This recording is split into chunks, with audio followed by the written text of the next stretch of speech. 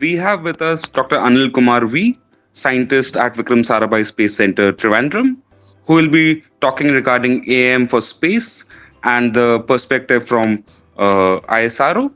Good afternoon, friends. I am Anil Kumar, working in Vikram Sarabhai Space Center, ISRO Trivandrum.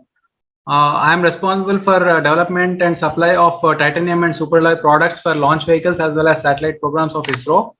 And also, I lead a team of scientists working in development of additive manufactured products for our space applications. So, today the topic of my presentation would be additive manufacturing for space, VSSC perspectives. So why additive manufacturing for space applications? Because we all know it has tremendous potential for novel designs with complex features. It provides design freedom and opportunity to try out different design iterations. So it has potential for novel designs with complex features, and it provides design freedom and opportunity to our designers to try out various iterations. Through conventional manufacturing, if you want to try out various iterations, it involves a lot of cost. Also, additive manufacturing has tremendous potential to reduce the number of components and integrate them into one and manufacture them as a single product. By controlling the microstructure and mechanical properties and thermal and physical properties, we can tailor the products to suit our applications. Also, additive manufacturing can result in reduced material wastage and shorter lead time and energy savings, which will ultimately result in cost savings. This, of course, supports lean manufacturing, wherein we need just-in-time parts for our launch vehicle as a satellite applications. Also, additive manufacturing provides the flexibility for design and also improvement in functionality through design for additive manufacturing and topology optimization. Then finally, we can develop different products which can be functionally graded to suit our requirements, such as multi-material components, metal matrix composites, and intermetallics. So here in the bottom of the slide, I have shown a few potentials of AM. Like the imagination is the limit of realizing an AM component. On the right-hand side, bottom right-hand side, you can see this GE LEAP fuel engine nozzle, in which almost 29 parts have been integrated into a single component. This is possible only through additive manufacturing route. So we in VSSC have coined out our long-term vision in additive manufacturing. Of course, our research and development should be focused on design, material development, process development, post-processing, and qualification of additive manufactured products. So we made a modest beginning, say a couple of years back, and we started developing various passive launch vehicle components in different additive manufactured alloys such as SS316L, titanium alloy TI6L4V, Inconel 718, aluminium alloy ALSI 10mg, and also recently advanced aluminium alloy AL 4.8 magnesium and 0.2 scandium.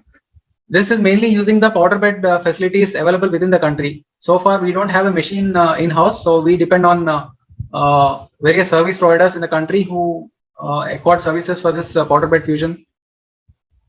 So moving forward, we plan to carry out detailed characterization of powder bed fusion components, and also we plan to generate detailed qualification plans for qualifying and inducting these components into our launch vehicle as well as satellite systems. Presently, our focus is mainly on these passive systems. Passive systems, I mean not components which are fatigue critical or single point failures. So moving forward, we will be also keen on developing active components.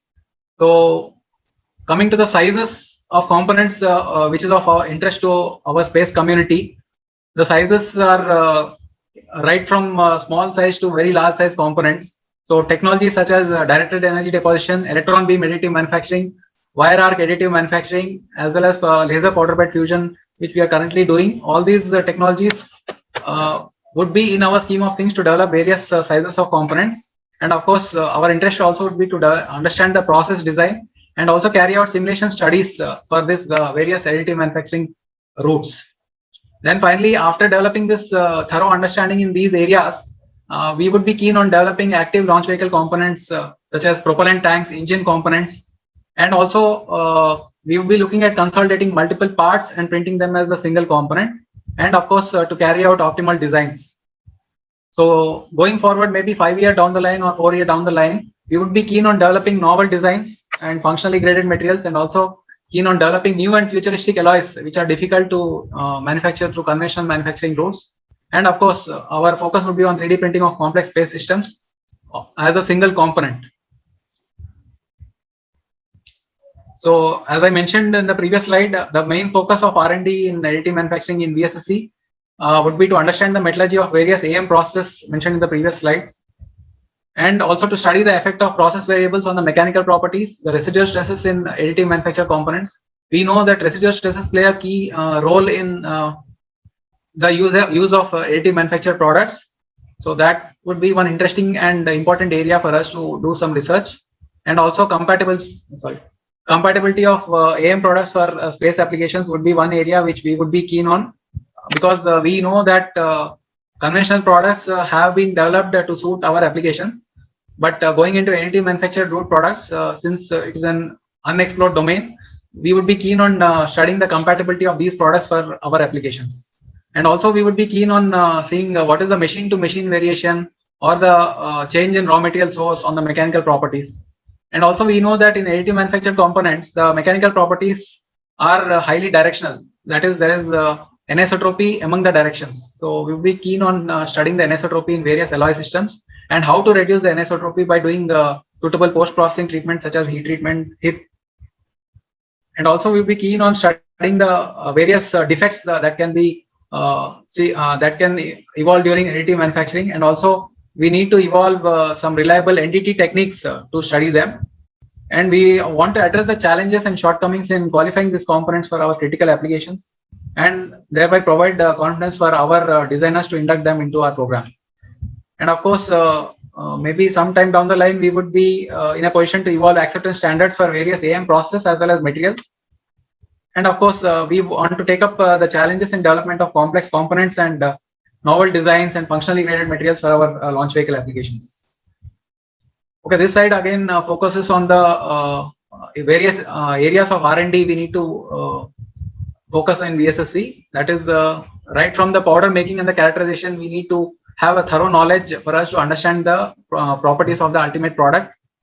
And also we would be keen on doing some modeling and simulation studies for carrying out process optimization for various additive manufacturing techniques. And then again evolve various NDT standards. And also we would be keen on carrying out topology optimization to reduce the weight. So by having a thorough understanding in all these areas, it would lead to optimized design of products, which would in turn result in innovative, cost-effective, and lightweight additive manufactured products for our space applications. So we try to see what are the various available standards or references for additive manufacturing.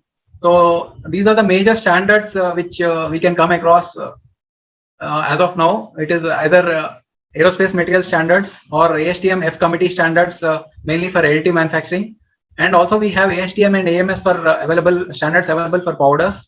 There are ASTM and AMS standards available for mechanical properties of various alloys through additive manufacturing route. And of course, AMS for heat treatment cycles of various materials are available.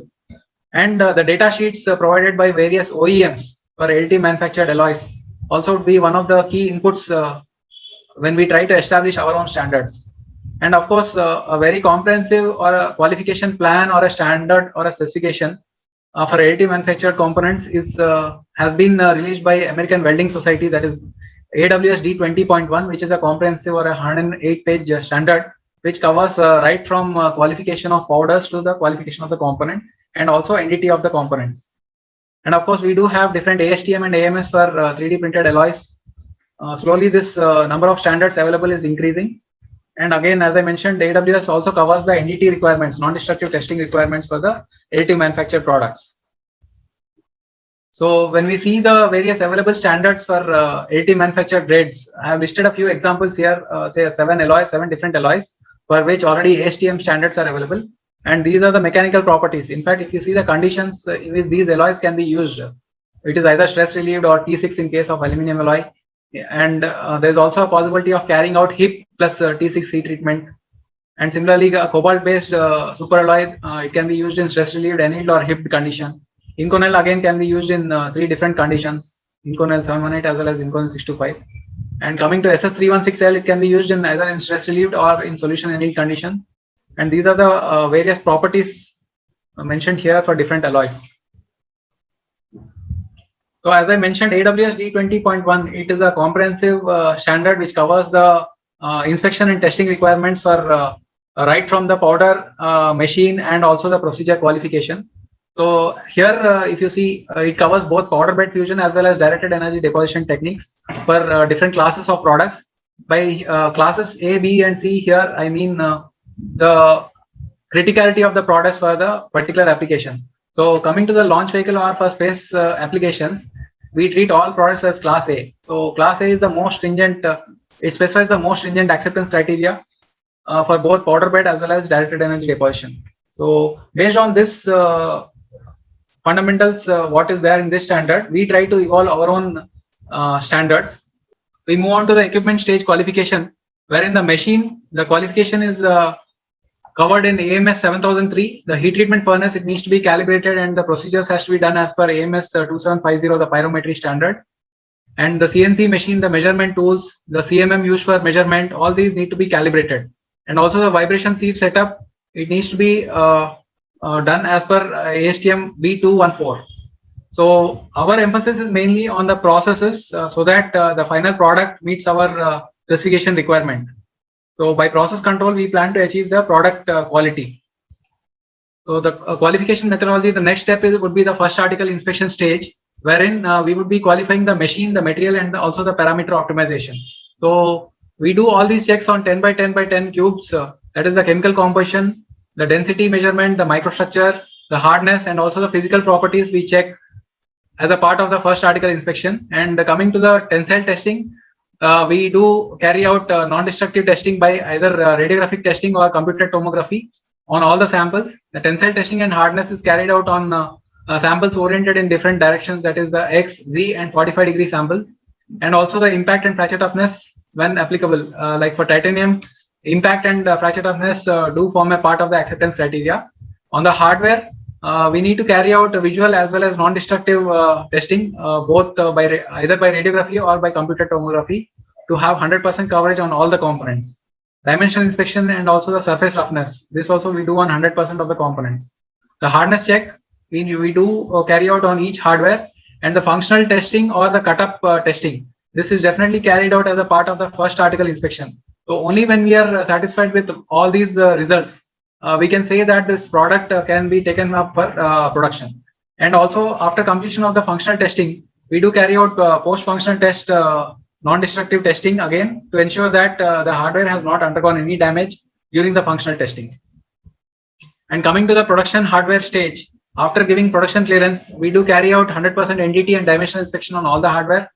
And of course, we don't carry out extensive sampling as in case of the first article inspection, or by carrying out exclusive builds. We reduce the sampling. Here in this case, we mainly concentrate on printing coupons in both X and Z orientations for carrying out tensile testing.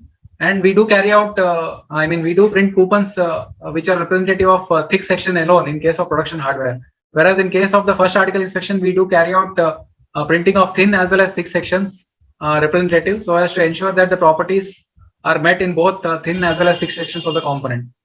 And of course, we do the cut-up inspection if required on the first production hardware also. And functional testing, we randomly choose one hardware per batch. Of course, we know that 3D printing, it's a like individual print wise, we do carry out qualification in case more number of parts are there, or if parts are printed continuously, we randomly select one hardware from those continuous production. And of course, our emphasis is also on post-processing. We need to carefully select the heat treatment to tailor the mechanical properties to suit our application requirements. And also the short blasting needs to be done to ensure that surface finish meets the requirement of the specified for the component. And in some cases, surface treatment as well as CNC machining may be warranted to achieve the required surface finish requirements. And coming to the NDT of AM components, we have adopted this acceptance criteria for surface as well as internal defects directly from AWS D20.1 standard, which is developed by American Welding Society for additive manufactured components. So here, if you see, there are different discontinuities listed here. That is porosity, inclusions, cracks, overlaps, lack of fusion. All these are different kinds of defects which can occur in laser powder bed fusion. So this column in the right hand side shows the acceptable or allowable limits for class A components. As I mentioned earlier, we treat all our launch vehicle components as class A. So these are the acceptance criteria prescribed for various kinds of defects listed here. Similarly, for internal defects also, these are the acceptance criteria listed here in this column. And here again, internal defects can be porosity, inclusions, cracks, or linear indications.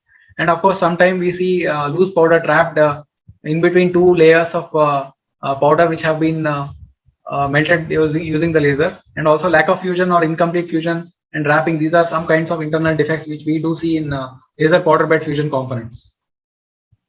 So coming to the current scenario in VSSC, of course, as I mentioned, we made a modest beginning a couple of years back by carrying out 3D printing of various components. So we have initiated realizing components which can be adaptable to AM process with support of few service providers in the country. And presently, all these products which I have listed here are being qualified for induction into our program. And of course, the first one, that is the type 1 and type 2 brackets, which we have done in SS316L material, has undergone all these qualification stages. And even we have completed the functional test, which is nothing but the structural as well as the acoustic testing. And it is ready for inducting into our flight. So similarly, we have developed various components in titanium alloy, TA6L4 ELI, ALSI 10mg, Inconel 718, as well as very recently advanced aluminium alloy, aluminium 4.8 magnesium 0.3 scandium.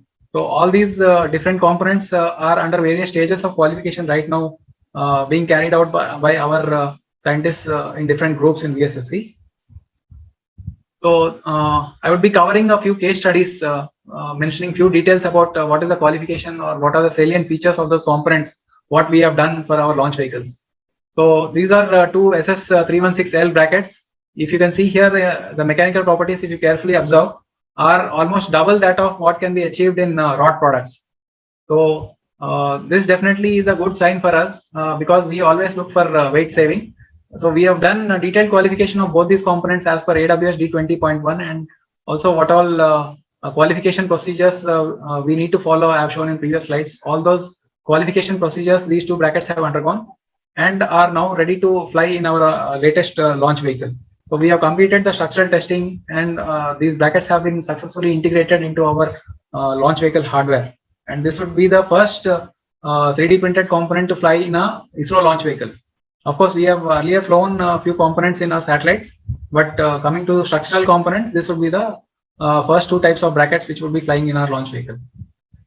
So similarly, we have developed the Inconel 718 component for fuel injection.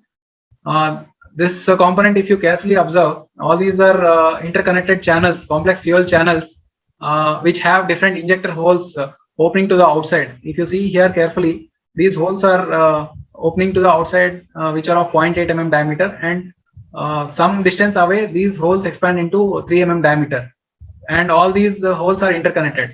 So if you want to make this component through conventional manufacturing routes, it is a very tedious job, and being Inconel 718, it is still more tedious job because of machining and as well as welding criticalities involved in welding superalloys. So here also we have seen the mechanical properties are comparable or much superior compared to the rod products. And also we have done detailed characterization of microstructure, the fractography, and also the SEM analysis. And we have carried out NDT through computer tomography. Here you can very clearly see the interconnected channels, and these are the computer tomography images of the actual component. And this also we have successfully taken up to the functional test stage, and we are eagerly awaiting the functional testing details. So coming to titanium alloy components, we have developed a few components such as this body, end connector, and also 3 to 4 different types of brackets. Here again we have done detailed material characterization wherein we have evaluated the tensile, the impact properties, and as well as the fracture toughness. We have carried out computer tomography for both non-destructive testing as well as to do the dimensional inspection of these components. And the mechanical properties achieved in this titanium alloy again are almost 20% above the minimum guaranteed spec mentioned in ASTM standard. And here we have observed an interesting trend. The properties are better in 45-degree orientation. We are doing a detailed study why this happens in titanium, because this is peculiar in case of titanium alloy. And here we have seen it gives us a tremendous advantage of cycle time for realization of these components. And also we have planned to carry out this functional testing of these components, which is nothing but a cryogenic environment. So we do plan to carry out this test very shortly. And of course, we have done a few components in aluminum alloy ALSI 10mg for our liquid engine. Here are three different components. Along with the components, you can see the tensile specimens printed along with the component, which we take for our mechanical property evaluation. And these are some of the biggest 3D printed components realized by us so far through service providers within the country. And these are the typical mechanical properties we have achieved in this alloy, and they do meet our design or minimum guaranteed spec requirements.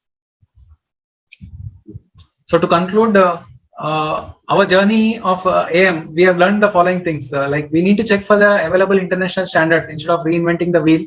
If any international standards are available, we can adopt them straight away. And of course, we need to define the acceptance specification for our application, because different components, there are different applications, and the specification can be tailored to meet our application. So it is important to write down the process and the qualification plans when we are developing a new component or a new alloy. And also it is important to document all the steps involved in development of a new component. Sometimes some of the steps may be very trivial, but it is very important to document all those steps, however trivial they are. And it is also important to have strict process control rather than carrying out inspection of all the components. Because once we go into production mode, that is 3D printing of hundreds of components, it is rather very difficult to carry out inspection of all the components. So by having a proper process control, it is easier to achieve the required quality in all the products. So qualification stages, as I mentioned, involve powder qualification, machine and material qualification, and also the parameter optimization stage. And then we move on to the first article inspection, and finally the production hardware, once all these steps are satisfactory. And of course, our focus is always on understanding the metallurgy of various alloys made through AM route, and also functional testing and cut-up testing. These also give us valuable inputs to see the suitability of these components developed for our applications. Last but not the least, documentation of qualification is also important, and we have a robust review system in our setup. So different reviews by different committees also give us valuable feedback as well as insights, wherein we learn new things and also have develop confidence for inducting our this components made through additive manufacturing route into our launch vehicle systems. So the successful induction of these components depends on successful accomplishment of all the above steps, what I mentioned in our previous slide. So thank you for your attention, and this is my email ID in case you want to interact with us or get some more insights into activities we have carried out already or which we plan to do further. You are free to contact me here. Thank you. Thank you for the amazing session. Hope you have learned a lot from this session.